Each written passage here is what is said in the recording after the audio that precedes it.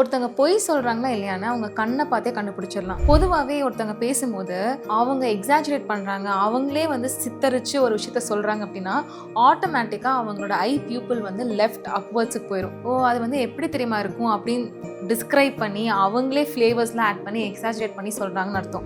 இதே ஒரு விஷயம் சொல்லும் போது அவங்க பியூப்பிள் ரைட் சைடுக்கு போகுது அப்படின்னா அவங்க ரீகலெக்ட் பண்ணி ஞாபகத்தை வர வச்சுட்டு சொல்கிறாங்கன்னு அர்த்தம். ஒரு விஷயம் நடந்திருக்கலாம், நான் அவரை ஐ திங்க் அந்த ஃபங்க்ஷனில் பார்த்தேன்னு நினைக்கிறேன், ஸோ ஏதாவது ரீகலெக்ட் பண்ணுறாங்க, ஒரு விஷயத்தை ஞாபகத்தில் வர வச்சுட்டு சொல்லும் போது ஐ பியூப்பிள் வந்து ரைட் சைட் போகும். அதே மாதிரி ஒருத்தவங்க ரொம்ப ஃபீல் பண்ணி சொல்கிறாங்க, அவங்களால சொல்ல வார்த்தையே வராத போது கண்ணு ஆட்டோமேட்டிக்காக கீழே போயிடும். நான் எப்படி சொல்றேனே தெரியல, எனக்கு ரொம்ப கஷ்டமாக இருக்குது அப்படின்னு ஆட்டோமேட்டிக்காக பியூப்பிள்ஸ் கீழே போயிடும். அதே மாதிரி ஒருத்தங்க நம்மளை பார்த்துட்டே தான் இருப்பாங்க, ஆனால் நம்ம சொல்கிற விஷயம் கவனிக்கிறாங்களா இல்லையான்னு ஈஸியாக கண்டுபிடிக்கிறதுக்கு பார்த்துக்கிட்டே இருக்கலாம். ஆனால் வந்து நம்ம ஸ்கூலில் பண்ண மாதிரி தான், மிஸ்ஸை தான் பார்த்துட்டே இருப்போம், ஆனால் நம்ம பார்த்து டே ட்ரீம் பண்ணிட்டே இருப்போம். ஸோ கண்ணில் எந்த மூமெண்ட்டும் இல்லாமல் உங்களை பார்த்து கவனிச்சிட்டே இருக்காங்க அப்படின்னா ரிமெம்பர் தேர் விஷுவலைசிங்.